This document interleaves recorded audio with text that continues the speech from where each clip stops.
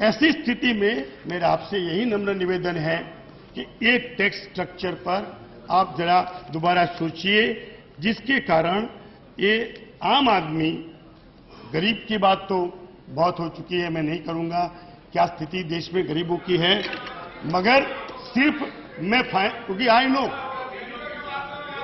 कृपया शांत रहें, बोलने दीजिए। जी क्या? प्लीज इस तरफ, आसन तरफ देख के बोलिए। अरे गरीब की चिंता नहीं करता तो मैं 7 बार संसद में नहीं आता। हाँ, आसन आके बैठो, गरीब रहते हैं मेरे वहां। मैं अपना बात के उस इलाके में और उस किसानों का प्रतिनिधित्व करता हूं जहां गरीब बसता है। मैं कोई पैसा वाले का नहीं करता। अहमदाबाद के उस इलाके का आप क्या समझते हो गरीबों की चिंता? मैंने गरीबी देखी है एक गरीब शिक्षक के बेटे के नाते। मैंने गरीब स्कूल में दलितों को पढ़ाया है। आसन की तरफ देख के बोलिए, उधर नहीं। पहली बार चुनाव जीत कर आते हो और गरीबों की बात करोगे आप? उधर नहीं। मैं आप सबकी बात करता हूं, आप भी कहिए गरीबों की बात। आपकी बात मैं आपस में टोका टोकी नहीं। मैंने कोई दादा मैंने कोई आक्षेप नहीं किया। मैंने कोई असंसदीय भाषा का मैंने 20 साल में उपयोग नहीं किया। सिर्फ वही बात बता रहा हूं जो हमारे मन में है। आपने भी कही है कि गरीब के बारे में सोचे, मध्यम वर्ग के बारे में सोचे, तो इस पिरामिड में थोड़ा सा चेंज करके, बदलाव करके उसकी लिमिट बढ़ा दीजिए, तो बढ़ती हुई महंगाई में थोड़ी उन्हें राहत मिलेगी। ये मेरा मेन बात करनी आपसे यही थी। दूसरा मेरा मुद्दा है कि हमने बजट में आपको मौका मिलेगा तो आप बोलिएगा। ये जो मैं 4-5 मुद्दे पर ही बोलूंगा, आप चिंता मत करो। हाँ, मैं बोलने वाला हूं। ऐसे ये कोई पहला साल थोड़ा है ऐसा बोलते। उनको बोलना है।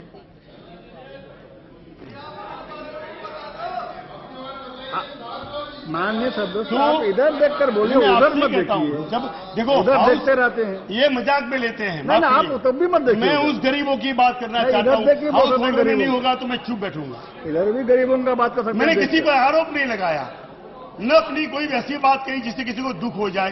कोई अच्छे सुझाव दे, वो भी पसंद नहीं आपको, गरीबों के लिए दे तो टोका टोकी चालू हो रही है। कुछ बोले बगैर मैंने कोई शब्द ऐसा नहीं कहा सरकार के खिलाफ।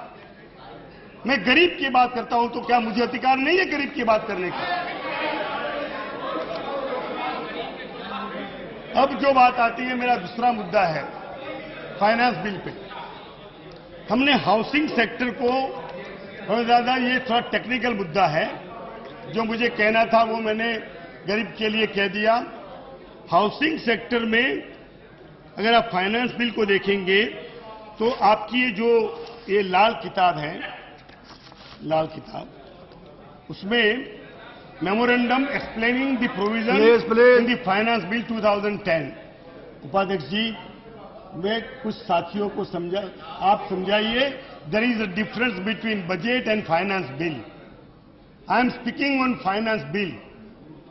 अब फाइनेंस बिल की पर मुझे बोलना है, भाषण नहीं करना है, इसलिए फाइनेंस बिल पर बड़े टेक्निकल पॉइंट्स आएंगे जो पॉइंट में रखना चाहूंगा। मैं किसी की आलोचना नहीं करूंगा। सर, मैं हाउसिंग सेक्टर पर वित्त मंत्री जी आपका ध्यान आकर्षित करूंगा। हाउसिंग सेक्टर में आपने पेज 21 फाइनेंस बिल का, और उसमें रोमन 2 में पॉइंट 5 में आपने कहा कि 10 लाख की जो लोन होगी उस पर मैं 1% इंटरेस्ट माफ करूंगा। जहां तक मैं समझता हूं और मैंने देखा है कि आज तक 10 से 20 लाख के लोन पर आप 10% टैक्स लोगे। 10 लाख की जो आदमी 20 लाख का, मैं समझाना कुछ की कोशिश कर रहा हूं, टेक्निकल थोड़ा सा है। 20 लाख का जो घर बनाएगा, अगर वो 10 लाख की लोन लेता है तो उसे 1% उसमें आप रियायत दोगे, यानी 10,000 का फायदा होगा 20 लाख के मकान बनाने वाले। आज तक क्या होता था कि जब मकान बनाते थे तो उसको धीरे धीरे करके हम इंस्टॉलमेंट देते थे। अब 20 लाख की लोन पर उसे, जहां तक मेरा ज्ञान है अर्थशास्त्र का, और आपका सही है जो लिखा है, हम जो आपने जो टैक्स बनाया है ना, उसमें से जो मकान बनेगा उसका 2/3 है, वो अभी भी आपके बजट में जो कीमत होगी उसका 2/3 हिस्सा वो रिलीफ में आता है, उस पर टैक्स नहीं लगता। 1/3 जो बचा, आज तक नहीं था यशवंत जी, 1/3 बचा, दैट इज 3.40%, उस पर टैक्स लगेगा और वो टैक्स होगा 66,610। 10,000 की फायदा करवाया और 66,000 ले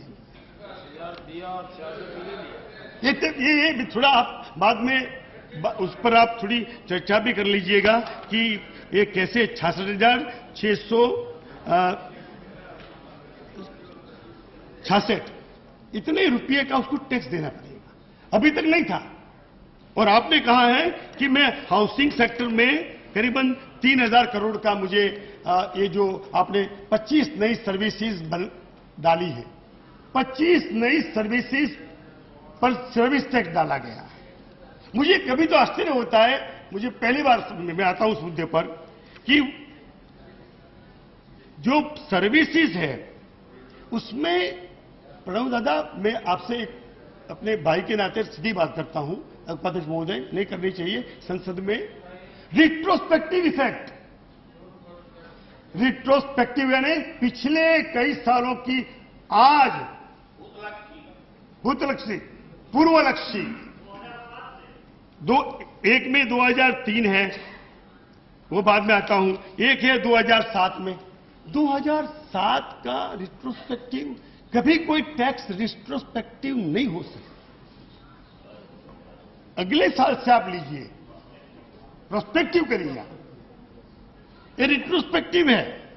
तो मैं यही चाहूंगा कि ये रिट्रोस्पेक्टिव जो आपने लिखा है वो 25 में से 8 ऐसी आपकी नई सर्विसेज है जिसमें आपको, अगर मैं कोई 8 या 7 जो भी हो, आप उसे सुधार सकते हो। रिट्रोस्पेक्टिव, कभी कोई रिट्रोस्पेक्टिव नहीं है। जैसे कि आपने कहा कि वो मकान, कोई आदमी व्यक्ति मकान किराए पर देगा, वो किराए पर जो अपना घर देगा तो वो घर का किराया जो आएगा वो 10 लाख से ज्यादा आएगा, तो वो किराया पर उसको टैक्स लगेगा, और वो भी लालू जी रिट्रोस्पेक्टिवली। अब किराएदार भाग गया, किराएदार चला गया, वो किराएदार कब का निकल गया है, कैसे रिट्रोस्पेक्टिव, किससे लोगे पैसा? दिल्ली हाईकोर्ट का फैसला है, आदरणीय दिल्ली हाईकोर्ट का फैसला। The Delhi High Court gave a very bold verdict that renting of property is not rendering any kind of service. अगर आप किसी को घर किराए पे देते हो, ये कोई सर्विस नहीं है। फिर भी हमने सुप्रीम कोर्ट को, हाई कोर्ट को अंदाज करके धीरे से पीछे के दरवाजे से इसको डाल दिया कि चलो कोई बात नहीं, हाई कोर्ट ने जजमेंट दिया है, हम डाल देते हैं कि नहीं, मकान किराए पे दोगे उसके पैसे पर भी टैक्स लगेगा। तो ये रिट्रोस्पेक्टिव जो आपने डाला है उसे भी मैं प्रार्थना करूंगा कि उस पर आप विचार करिए। और सबसे बड़ी बात मुझे कहनी है वो है चैरिटेबल इंस्टीट्यूशंस। ये थोड़ा अगत्य की बात मैं सदन के सामने गंभीरतापूर्वक रखना चाहूंगा। Memorandum explaining finance bill page 21.3, अगर कोई भी संस्था एनी काइंड ऑफ ट्रेनिंग और कोचिंग, अनेक संस्थाओं, हमारे देश में तो कोई सरकार तो चलाती नहीं देश, ये सभी चैरिटेबल इंस्टीट्यूशन चलाते हैं। कोई संस्था अगर ट्रेनिंग, रिसर्च और ऐसे काम करती है कम पैसों में गरीबों के लिए, उस पर भी टैक्स लगाया गया। और उसमें आगे एक शब्द आपने गलती से उन लोगों ने लिख दिया, वो शब्द क्या है? वो शब्द है वेदर और नॉट। अगर मानो वो प्रॉफिट करती है कि नहीं करती है, तब भी प्रॉफिट करती है तो कुछ समझ में आता है 5%। अगर वो संस्था प्रॉफिट नहीं करती है तब भी उस पर टैक्स लगेगा। ये हमारा देश है ना, गांधी जी के सिद्धांतों पर आज भी चलता है। कोई सरकारें देश नहीं चलाती। अनेक लोग इस सदन में बैठे हैं, विधानसभाओं में बैठे हैं, जिसके पास कुछ 2 पैसे हैं, उनके आधार पर वही सब संभाल करके इस देश की 100 करोड़ 107 करोड़ की जनता को 11 लाख करोड़ के बजट से अगर ठीक होने वाला हो तो 62 साल हो गए। कब किस देश में खुशहाली आ जाती? अभी भी 90 करोड़ पता नहीं हमें कि गरीब कितने हैं। एनसी सक्सेना कोई और रिपोर्ट देते हैं, तेंदुलकर जी कोई और रिपोर्ट देते हैं, मंत्रालय कोई और देता है। अभी बड़ा 50% लोग गरीबी की रेखा के नीचे। तो ये जो संस्थाएं हैं, तो मेरा यही नम्र निवेदन है कि वेदर और नॉट, ये नॉट है वेदर। अगर कोई प्रॉफिट नहीं करता है तो उससे टैक्स लेने का क्या मतलब?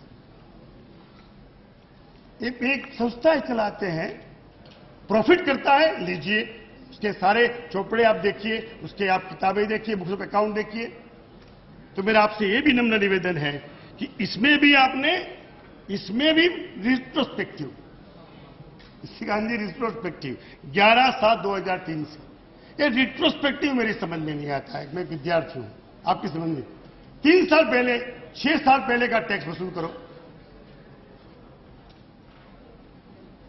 ये पूरा सदन गुमराह हो रहा है। कहीं ना कहीं आपको भी अधिकारी गण गुमराह कर रहे हैं। ये हमारी वित्तीय परंपराओं को, इस सदन की गरिमा को यहां पर चोट पहुंचती है। हम ऐसा कोई कदम न उठाए जिसके कारण पिछले वर्षों के में कभी हमें कोई फायदा मिलने वाला हो, उसका इस बार हम उसका करें। जब मैंने पहली बार सदन में, आप कुछ मेरे मित्र मौजूद नहीं होंगे, चिदंबरम जी ने, आदरणीय चिदंबरम जी वित्त मंत्री थे, मैं भाषण सुन रहा था, वो कैश विड्रॉल टैक्स डाला। यानी आप अपने पैसों का टैक्स, यूपीए सरकार के उसके वित्त मंत्री ने, आप खुद के पैसे, 1 नंबर के तनख्वाह के पैसे, मिले हुए पैसे जिस पर आपने टैक्स भरा है, उसको अगर आप बैंक में रख के विड्रॉ करोगे, उस पर टैक्स देना पड़ेगा। सदन शांति से सुन रहा था। मैंने कहा क्या बात है, जोर से चिल्लाया। मैं कहा क्या हो रहा है इस देश में? दुनिया के किसी भी देश में मेरे खुद के 50,000 लाख पड़ा है, मैं 30,000 उठाता हूं तो मुझे क्यों टैक्स देना पड़ेगा? टैक्स तो मैं दे चुका हूं। वो आपने बात मानी और पिछले बार चुनाव में फायदा उठाने के लिए 9 में फायदा उठाने के लिए 9 के बजट में प्रोस्पेक्टिव इसका इफेक्ट दे दिया कि मैं 10/11 में 1 अप्रैल से एक कैश विड्रॉ टैक्स विड्रॉ करता हूं। तो कहीं आप प्रोस्पेक्टिव करते हो, लूटना है तब रिट्रोस्पेक्टिव करते हो। तो ये प्रोस्पेक्टिव के बदले में मैं आपसे यही नम्र निवेदन करूंगा कि आप प्लीज कृपया जरा इस 3-4 मुद्दों पर, मैं कोई दूसरी 2-4 मुद्दे हैं मगर मैं उस मुद्दों को लेना नहीं चाहता हूं। 60 लाख के ऊपर आपने जो LL क्या कहते हैं वो